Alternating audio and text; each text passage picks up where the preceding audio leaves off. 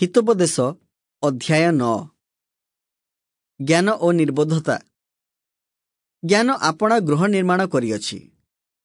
से ताहार सप्तस्तंभ खोलिअछि। से आपणा पशु सबु बध करिअछि।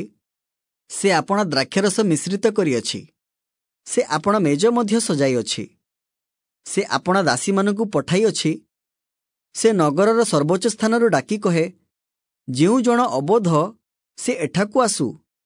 पुणी जेउ जन निर्बोध ताहाकु से कहे, आस मोहर भक्ष्य भोजन कर ओ मोहर मिश्रित द्राक्षरस पान कर।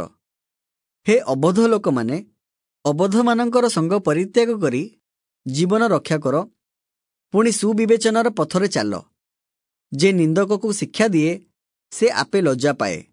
पुणी जे दुष्टकु अनुजोग करे से निजे कलंक पाए। निंदककु अनुजोग कर नाही, कले से तुम्भकु घृणा करिब।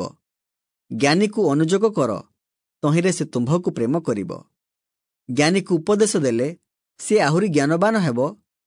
पुणी धार्मिककु शिक्षा देले ताहार पांडित्य वृद्धि पाइब। सदाप्रभुंक विषयक भय ज्ञानर आरंभ। पुणी धर्मस्वरूपंक विषयक ज्ञान ही सुविवेचना अटे। जेहेतु मो द्वारा तुम्भर दिन वृद्धि पाइब, पुणी तुम्भ आयुर वर्ष बढ़िब।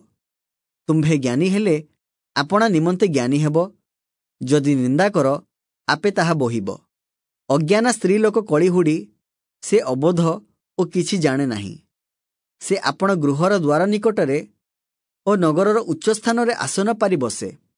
से निकट देई निज निज पथरे सळखे जीवार पथिक मानकु डाकी कहे, जे अबोध से एठाकु आसु। बुद्धिहीन लोककु से एही कथा कहे।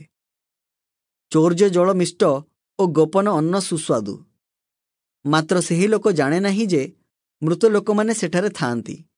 पुणी ताहार निमंत्रित गण पाताळर गभीर स्थानरे अछंती।